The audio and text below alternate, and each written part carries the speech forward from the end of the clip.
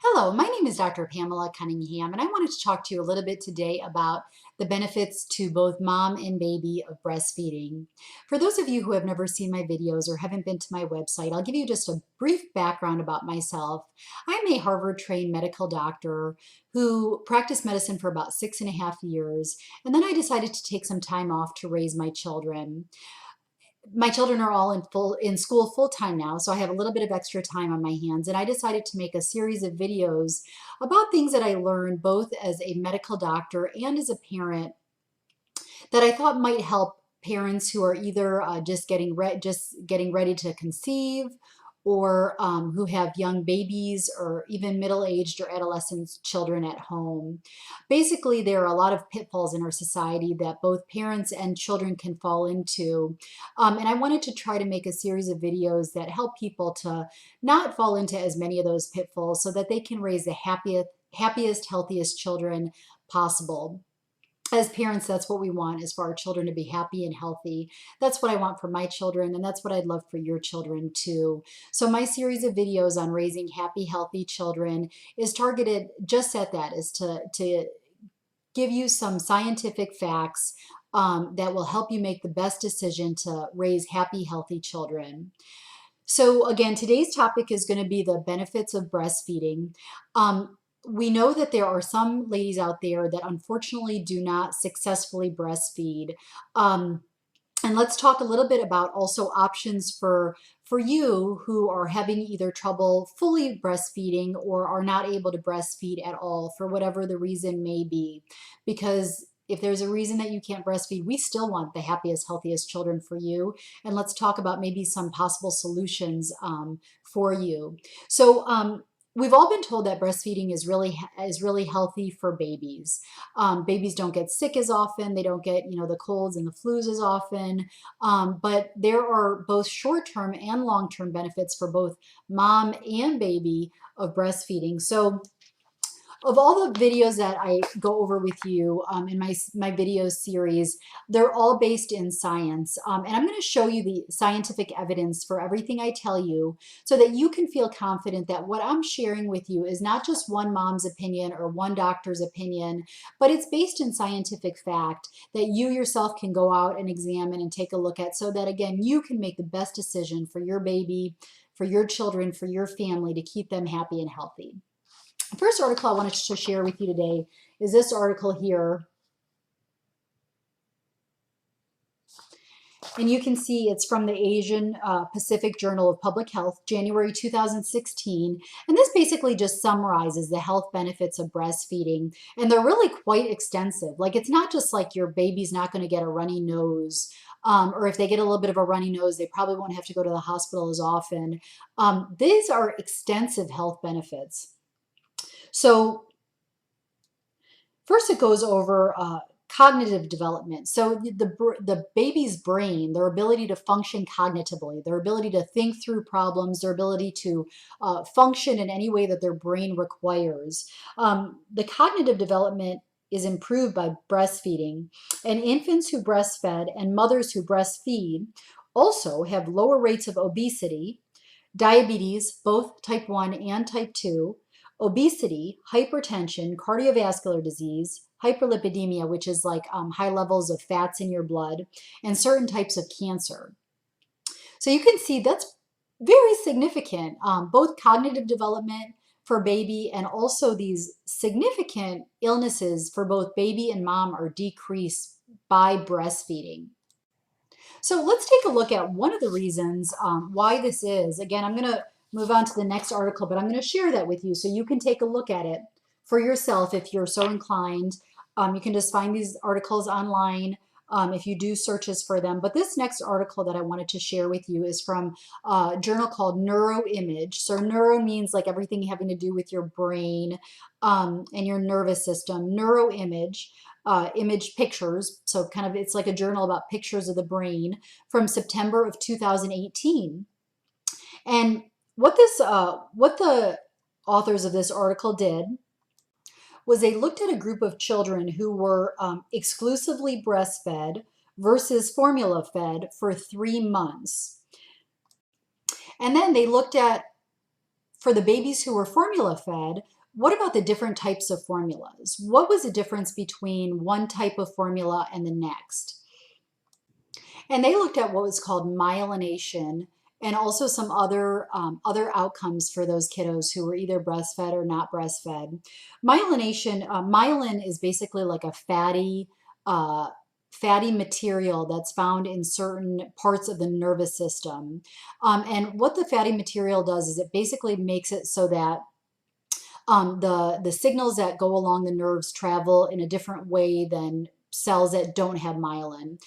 Cells that have myelin are kind of like, if you can imagine yourself or your child skipping down the road, skipping, or hopping, versus just walking like one foot placed directly in front of the next, one foot placed directly in front of the next.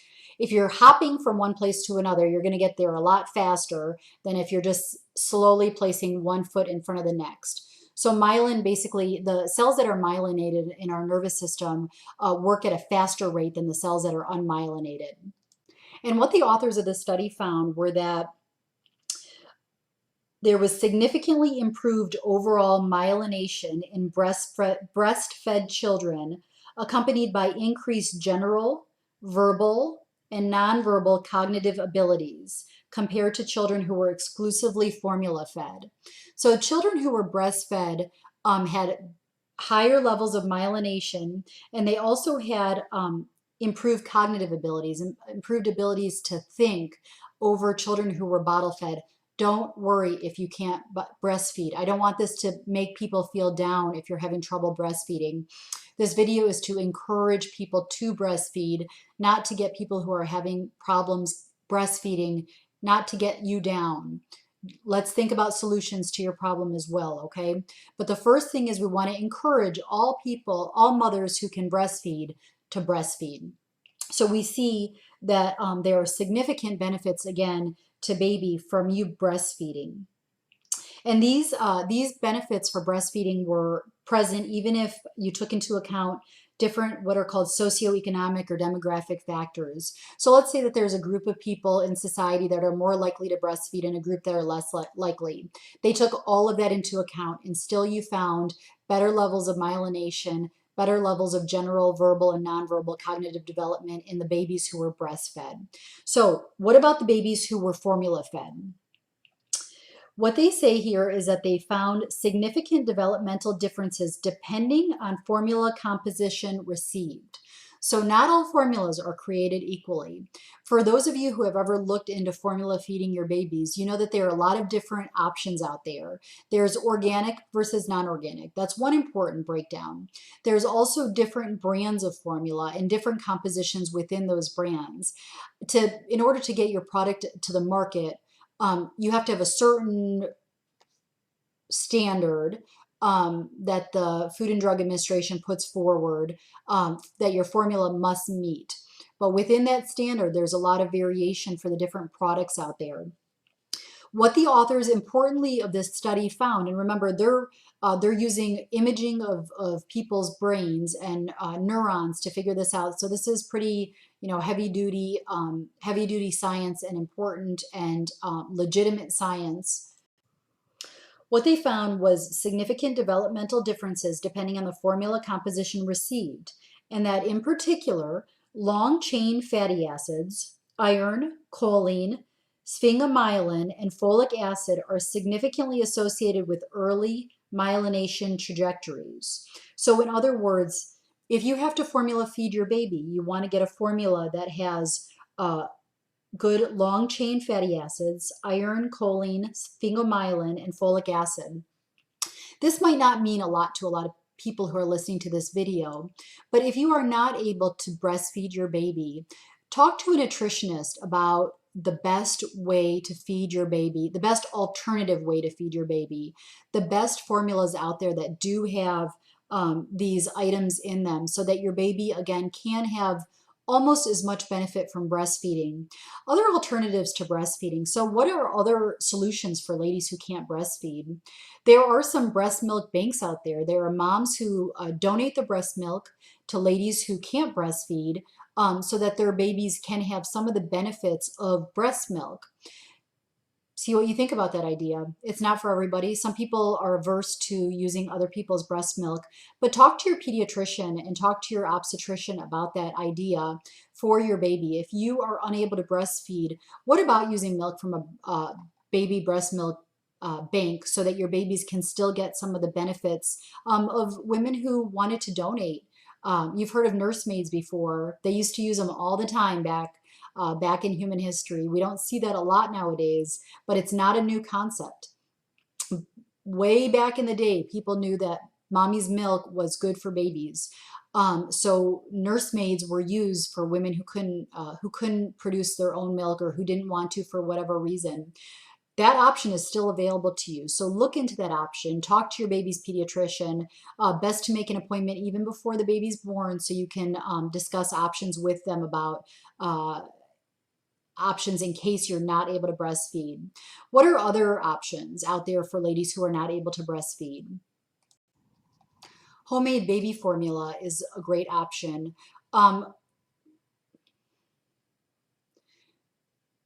to a nutritionist, do your research, but if it's something that you would like to go forward with and you're unable to breastfeed, you may be able to make a much healthier formulation than, the local grocery store carries out there, because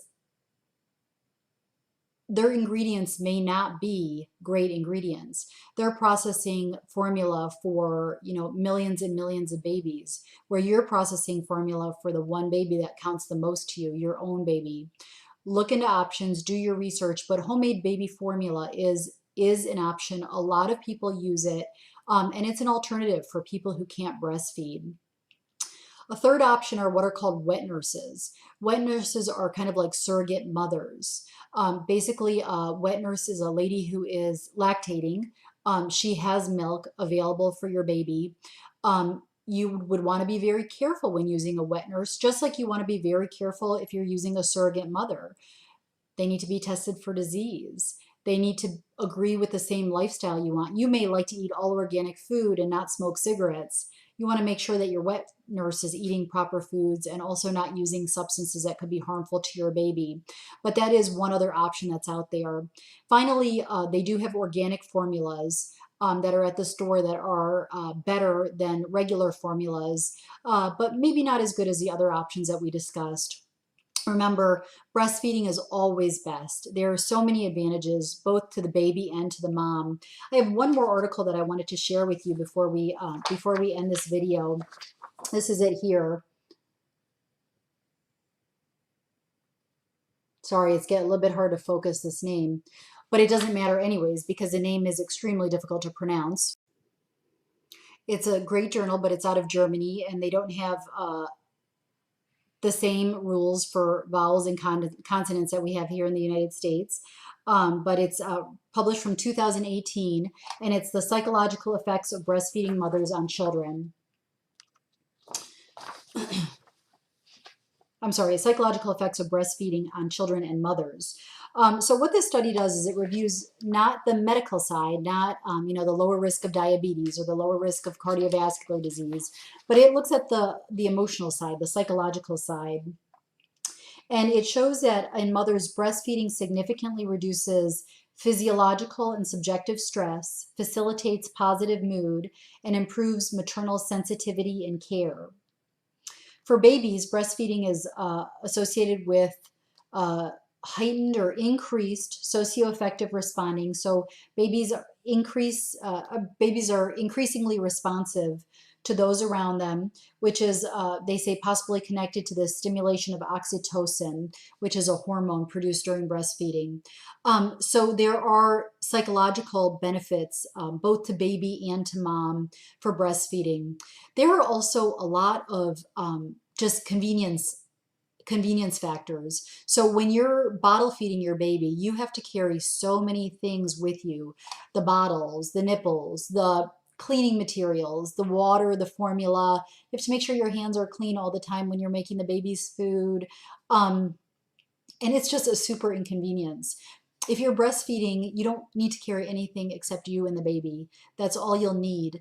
And for the time that you're not available, if you work outside of the home, or if you are going to, visit a friend or a family member and baby's not coming with you, you can always pump. Brief disclosure that I do have breast pump companies as my marketing affiliates. And the reason that I have those as my marketing affiliates is because I believe in them. I think breast pumps are an incredibly wonderful invention that allow mommies to pump milk for babies when the mommy is not going to be able to be with the baby. So again, whether it's because you work outside of the home or because you have to travel outside of the home without your baby for whatever reason, you can pump your milk, you can fill a freezer full of it, and you can save that for your baby for whenever they need it. And daddy or another friend or family member can give that baby the milk when you're not there. So there are so many options for people, and so many positive ways to breastfeed nowadays. The convenience of the milk pumps, um, the convenience of traveling outside of your home without all the equipment for bottle feeding. Best to breastfeed if you possibly can. If you can't, that's okay. Your baby's going to be great because you care enough to be thoughtful about the best way to feed your baby. So that's huge. Look into the different options, see what's best for you and for your baby, and go with that. My name again is Dr. Pamela Cunningham. Thank you so much for joining me today to watch this video. Remember, we want the happiest, healthiest babies and children that we can possibly have, especially for our own children, but for all of society. Because when we raise happy, healthy children, it helps everyone in society, not just ourselves. Please check out all my YouTube videos. Please subscribe to my YouTube channel. Share them with your friends and family members so that, again, we can have the greatest number of happy, healthy children possible. My website is happyhealthychildren.org. Please check it out. Share it with your friends and family. And thank you so much for joining me today. I want the best for you and your family. You have a great afternoon. Thanks.